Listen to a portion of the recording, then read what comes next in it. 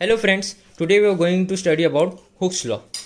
It states that within the elastic limit, stress is proportional to strain. Before going to the Hooke's law, let us understand what is elastic limit.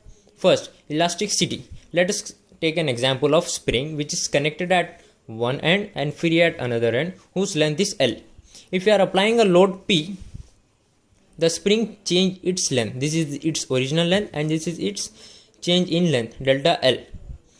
So what is elasticity? Basically, if we remove or decrease the load, the spring regain its original position or original state.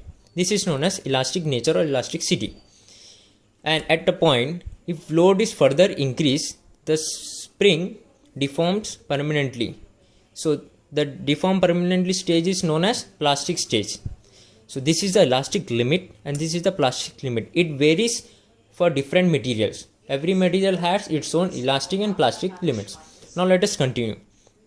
Hooke's law states that within the elastic limit, stress is proportional to strain. Let us consider this P as stress and this delta L as strain. So within the elastic limit, stress is proportional to strain. Means what? As we are decreasing the stress, strain is also decreasing. And if we are increasing the stress, strain is also increasing. This is what Hooke's law explained. Let's come to the mathematical part. Stress is denoted by small p and strain is denoted by small e. For removing this proportionality sign, we are using a constant which is known as E. E is also named as modulus of elasticity.